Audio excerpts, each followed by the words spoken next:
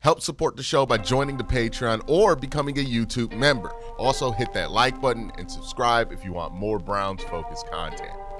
So I wanted to get this video out before the introductory press conferences because I haven't been able to do this, right? Between traveling to East West Shrine, between traveling to the Senior Bowl, like nine nonstop days of being on the go, not being in my usual studio, not having my usual equipment. I haven't really been able to get down here, sit, and truly write about the Cleveland Browns hiring of Todd Monken. And I think in a lot of ways that has served my coverage of this in a positive way because, yeah, while I'm not getting the grades out as fast as other websites are, I'm allowed to really sit and think about it because I always say this with the draft. I think it goes with head coach hires too.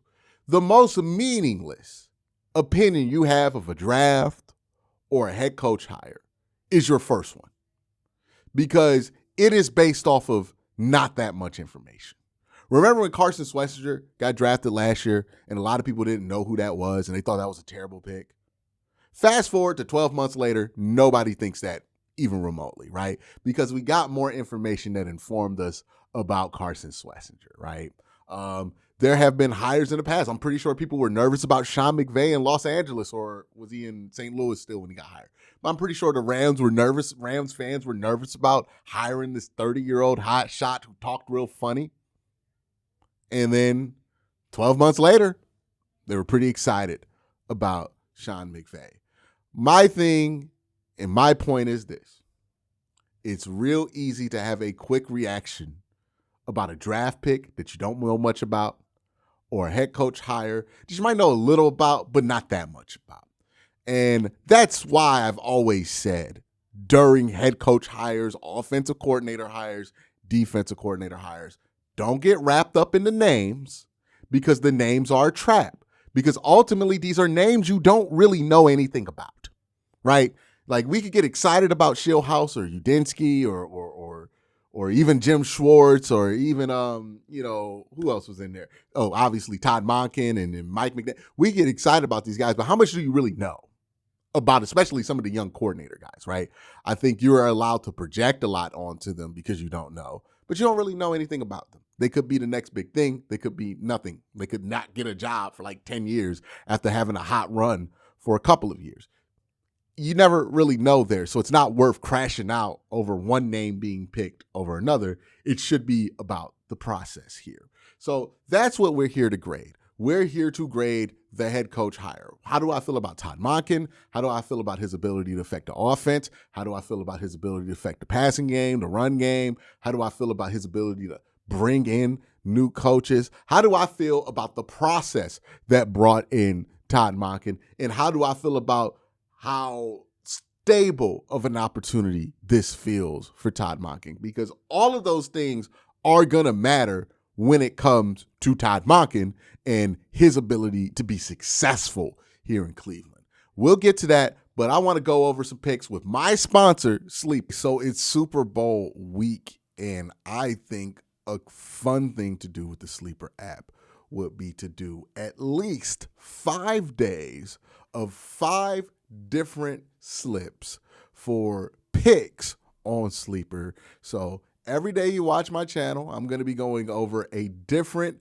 themed pick list that I have in for the Super Bowl. You know, sometimes you just want to go crazy, and what's a better day to go crazy than Tuesday? So I have my picks in for Tuesday. These are the craziest ones. This is a $5 slip that can win you $2,869 if I am correct about everything that hits here. Obviously, it's a bit far-fetched, but I think this has a chance to happen here. Got Boye Mafe getting a sack in the game, or at least over a half a sack.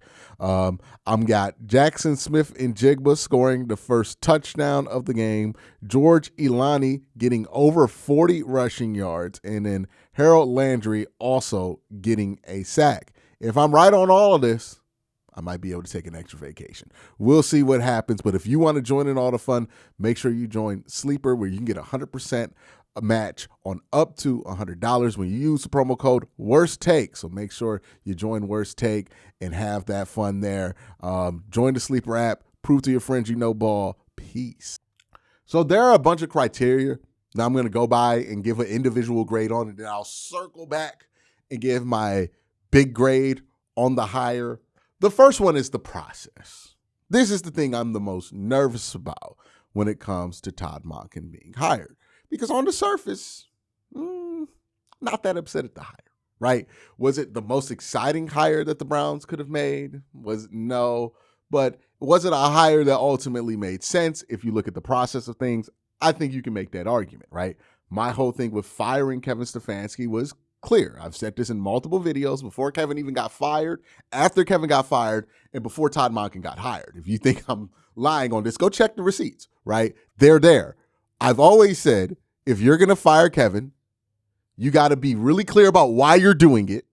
And if you're doing it for a specific reason, that has to inform your head coach hiring. What does that mean? If you're firing Kevin because of offensive performance, and because the offensive performance and the schematic design of the offense over the last few years has not been what it needs to be, then you need to hire somebody who can address that. Kevin got fired because the run game was stale and very, very predictable. Kevin got fired because the passing game just did not evolve under his leadership. That's why Kevin got fired. Those two things right there, right? That led to lows in expected points. That led to the worst offense in the NFL for the last 2 years. So Todd Monken comes in. You look at his resume. He certainly is much more creative and less predictable in the run game than Kevin Stefanski. He certainly has had a better track record over the last couple of years of evolving his offense than Kevin Stefanski has had. And he's demonstrated that he can develop young talent on the offensive side of the ball, another area in which Kevin Stefanski struggles. So if you look at all the boxes that Kevin did not check that led to him being fired, Todd Monken checks those boxes. So for that part of the process, I feel very strong about. And if that's all we had to talk about with the process with Todd Monken, this would be an A grade, or at least a B grade. I think at worst a B grade, right? Because Todd Monken's not going to be a long-term solution. He is 60 years old, but he could be a coach for the next 5 to 8 years, and you not anticipate any serious issues there when it comes to his cognitive ability to do the job, right? Coaches have coached till they're 70 before they're real issues. So Todd's only like 60. So I don't expect that to be an issue in the short-term future. But maybe if you're looking 10, 15 years down the line, that becomes a problem. So maybe that's the part that gets some negative grades here, if that were the process alone. But we know that wasn't the process alone. We know that something weird happened between the end of Monday and when they announced the Todd Monken hire. What was the nature of that weirdness? What actually happened? We will never know until Andrew Berry or Jimmy Haslam decides to write a goddamn book about it, right? But something happened.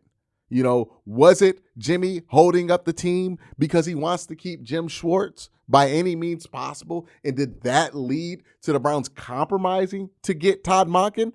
It's possible. It's certainly plausible. Jimmy's done shit like that in the past. Or was this a hire that Andrew Berry wanted to do because the interview from Nathan Shieldhouse and the interview from Grant Udesky just wasn't good enough for them to feel comfortable about hiring somebody who did not have a ton of experience? And that led to them saying, hey, look, none of the young guys really blew us away. We're not really excited about Jim Schwartz's offensive plans. I think Todd Monken makes the most sense. And is that what led to the hire? Because I would feel better about that if that's what led to the hire. Or was this a thing where, like, Andrew Berry wanted to hire Nathan Shieldhouse and you know, Jimmy Haslam was dead set against it because he wanted to keep Jim Schwartz, so they compromised and went with Todd Monken because they thought that would be able to keep Jim Schwartz, and then Jim Schwartz throws a fit and now you can't really bring him back. Is that what led to all of this? Because then you feel really bad about the process if that's how it went down. What was the nature of Todd Monken being hired. Because Todd Monken is 60 and he's never gotten a head coach opportunity, most people are going to default to something happened, Todd Monken was a compromise, which makes some sense. Like, I'm not going to lie to you. It does make sense. I think people are underestimating how much it's possible that the younger guys who interviewed just weren't that amazing to the Browns, or like not amazing enough for the Browns to feel comfortable taking a risk on them, and they just decided to go with the most qualified offensive guy that they had left, which is a much more sound process. I don't know if that happened, and I don't ultimately know what happened between Monday and when they hired Todd Monken, but something happened. And that's what puts a great giant fucking cloud over this whole thing, right? That's what makes this a bit unsure, or makes you a bit unnerved about this. And that is why I can't give the process more than maybe a C- grade. Like, at best, you just hired the most qualified guy left after other names had dropped out. At worst, this was a process that was designed to keep Jim Schwartz for one reason or the other, and that led to a bunch of things happening that just weren't good, right? So it's either an F or it's going to be a C-. I reserve my right to change my mind on this grade as we get more information. I'm just going to make that very clear. But from what I can see right now, I don't know definitively what happened, but I do know something happened. It feels like Todd was a compromise hire, and that's going to put this in C-. And I think I'm being quite generous with C-. I think that the reason I give it a C- and not like a D or an F is because ultimately Todd Monken makes sense for the opening. If this were a hire that did not make sense for the opening and felt like a compromise, F. But at least it makes sense for the Browns opening. It can work out. Like, if this is not one of the more mindless decisions that the Cleveland Browns have made, even if it came from a mindless process. So I'll take it. We'll put it at C-. All right, let's grade this hire based on excitement. How much excitement does this generate? Now, some people might say, why am I grading excitement? How much does it matter if the fans are excited? That's not what I'm grading. I don't care if the fans were excited about a head coach hire. Again, I've talked about that at length. I think fans get too invested, and local media gets way too invested in names when it comes to head coach hires. I've been on this soapbox for years.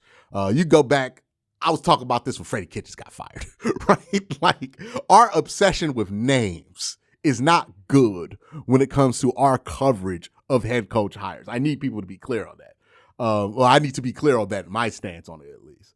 But when I'm talking about excitement, I'm talking about the ability for a coach to generate the necessary buy-in to have their things work in whatever city that they're in, right? One of the big concerns, for example, I have with Kevin Stefanski in Atlanta is his ability to generate buy-in, because that is not a popular hire in Atlanta, nor is it a ultra popular hire in like the players circle, right, that surrounds Atlanta.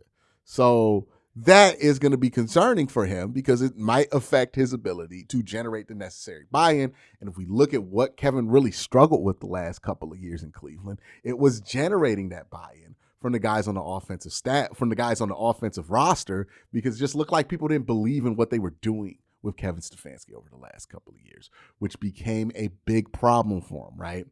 Buy-in matters a ton. It's one of the most underrated things that we don't talk about when it comes to a head coach hire, is how they can get buy-in. It's why guys like Sean Payton and Mike Tomlin and John Harbaugh, regardless of what you think about their technical ability to do their job, are always coveted, because John Harbaugh is going to have buy-in day one because he's won a Super Bowl.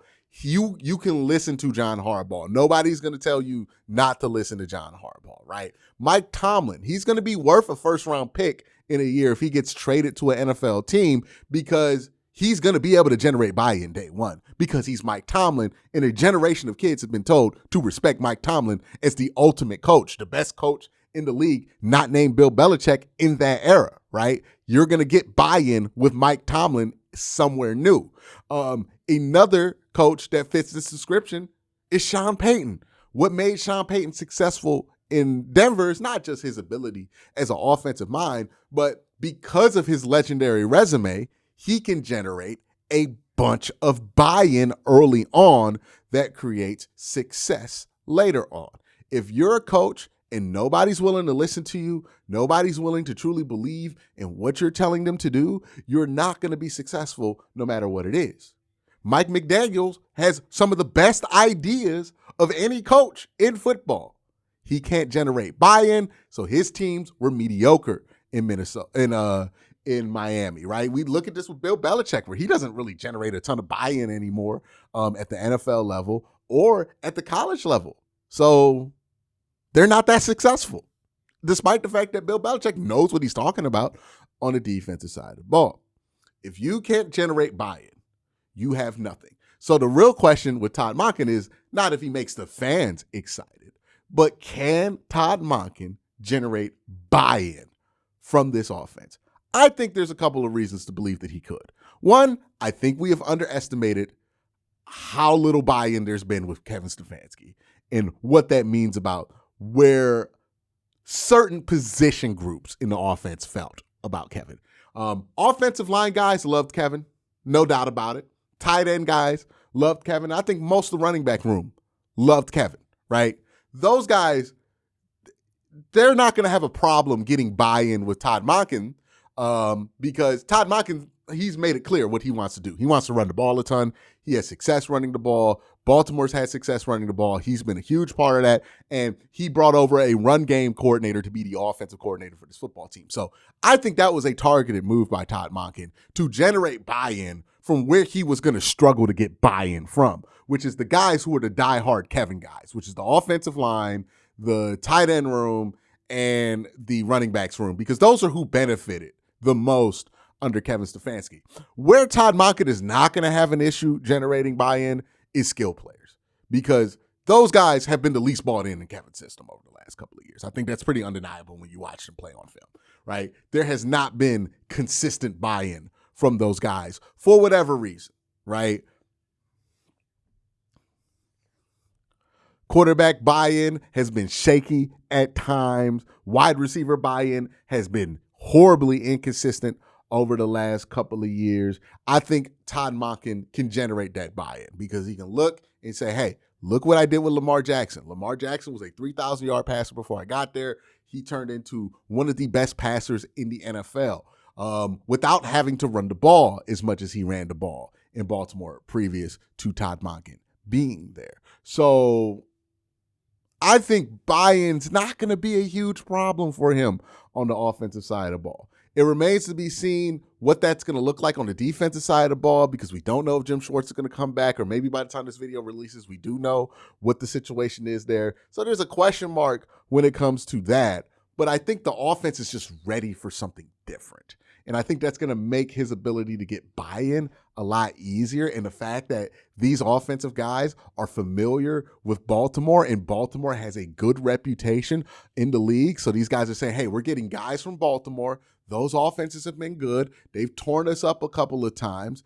We think that that guy can help us. I think there's a pretty clear line of logic that can lead to a lot of NFL players on the offensive side of the ball, at least, buying in to what the Browns are doing. We don't talk about buy-in enough, but it's the most important thing that a head coach can get is buy-in. And I think he's going to be able to generate some buy-in. Will it be overwhelming, unbelievable buy-in? No, right? It's not like bringing in Sean Payton or something like that, or Mike Tomlin, who would get like undeniable buy-in. The players would be like visibly excited, right? That's what an A grade looks when you hire a coach and the players are like jumping out of their Nike techs to get the practice because they're so excited that you got that coach. That's not Todd Monken. I would say this is somewhere between a C+ and a B, right? So I'll call it a B just to be fair here, right? I'll give it a B grade. And the reason I call it a B is, one, I think the offense was ready for somebody new. I think a lot of players on offense were ready for something new. I think the hire that he made on the offensive coordinator side, being a run game coordinator, kind of demonstrated he understands how to get buy-in because he knew who his toughest audience would be. And because he's made that decision, I think it's going to be significantly easier for him to get buy-in here. So I think he will be able to get buy-in. We won't know until the season starts, but Todd being experienced, him not being some like wacky guy who people don't know much about. Like, this is a guy who they're familiar with his work in the AFC North. He's coming from a brand that is very respectable in the Baltimore Ravens, that people can say, hey, look what he did with Derrick Henry. He could do that with me. It's an easy sell for the players, and I think that's going to lead to buy-in. Like, again, look at like the difference between trying to convince yourself that like this is going to work in Cleveland offensively if you're a player on the Browns versus like if you're a player on the Falcons, where you're like looking at what Kevin's done over the last 2 years. You've played the Browns or you've seen other teams play the Browns. You're like, they weren't very good offensively over the last few years. You're looking at bottom-ranked offenses, guys whose numbers went to shit. And then you're hearing like every fan who is reacting to this just have such a negative reaction to him. It's going to affect his ability to get buy-in. We'll see if Kevin can overcome that, which I think Kevin, he's a skilled enough people person to maybe even overcome that. But that's going to be a hurdle that he has to overcome that he did not overcome his last few years in Cleveland. So with Todd, I think there's a good chance there of buy-in. Now, the Browns can fuck this up, right? You could keep Jim Schwartz, and then Jim Schwartz becomes a huge problem, and then the locker room splits, and nobody gets buy-in, and the team sucks. But if we're just assuming that things go competently over the next few weeks, then, and that's a hell of an assumption, I know, but then I think that this could be a B grade. You could give it a C+ if you're not confident that it's going to go competently, but I think there's going to be buy-in there. All right, number 3. Problem solver. Does this hire have experience fixing issues that created the opening in the first place? I give it an A here. I think that this is a pretty clear A here. Todd Monken's experience and what he's demonstrated over the last couple of years demonstrates strengths at the exact points of weakness the Cleveland Browns have had. Creativity in the run and pass game. You look at what the Ravens have done, they've been pretty creative. Creativity in the run game. They've been much more creative. Todd Monken's had a clip out there that I put in a video earlier this week where he talks about being creative in the run game, right? In the pass game, can he evolve the pass game? I think he has done a good job evolving the pass game in Baltimore. Resume-wise, when you look at what Todd's done, if he were like 40 years old, people would be thrilled about this hire, given what the Browns' weaknesses were last year and what the strengths of Todd Monken's are coming into this job. So if we're grading problem solver, I'm giving him an A grade in problem solver. The 4th criteria is staff attraction. Has he been able to attract qualified position coaches to the job? Remember, when we're talking about Grant Udinski, we're talking about Nate Schillhouse. This was a huge point of contention because there was no guarantee that somebody with 2 years of NFL experience or 6 years of NFL experience and really no years of experience being fully in charge of an offensive or defensive unit was going to have the Rolodex necessary to build out a staff of qualified position coaches that also are willing to buy in to a 30-year-old head coach or a 35-year-old head coach with only 2 years of NFL experience. So that was a huge point of contention with the younger guys that they hired. That's obviously less of a point of contention with Todd Monken, who has decades of experience of being in charge, coaches that he has been coaching for the last 10, 15 years of his career. He has a deep Rolodex, and he seems to have attracted a lot of former Ravens who were lifers in the Ravens organization to join him in Cleveland. Took some big swings at offensive line like George Warhop. He used to be a really great offensive line coach at a point in time, maybe in a more uniformed approach, right? I know Todd Monken's very detail-oriented, so maybe being with a head coach who's also detail-oriented in the same way that he is unlocks who he used to be. But there have been some issues at his last 2 stays. In Baltimore, he wasn't so great last year. I would argue that his stay in Jacksonville wasn't the best either, but there have been also some highlights on that resume. So a bit of a swing there. The quarterback coach that he hired out of college seems to be kind of a buddy hire. I'm a bit nervous about that too, but I do like the offensive coordinator hire, the guy who's been designing the run game for the Baltimore Ravens. I think that guy has been very impressive in his work. If you look at what the Ravens have been able to do, not just incorporating what Greg Roman did well and evolving what Greg Roman did well with the run game, but also incorporating what Derrick Henry had done well in his career and evolving what that Derrick Henry style looked like. So it's a lot harder to stop. I think he's done a really, really nice job there. No real big names yet that were hired, so it's not going to get an A+ here. I think I'll give it a C+ here as well, right? I think he's been able to attract qualified candidates to the position, which is what would get you a C. I think it's nice that he's gotten former Ravens guys who are Ravens lifers, some guys that I like a lot there. So that's what gets it to the C+. What's stopping it from being a B?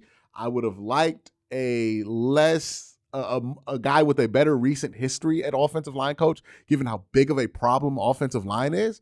And the quarterback coach did not really excite me either. And given that quarterback and offensive line are two of the biggest problems with the Browns offense, I would love to be thrilled about those hires instead of cautious about those hires, which is why I can't go any higher than a C+ with it. All right. So that's staff attraction. We gave that a C+. We gave the problem solver element to this an A.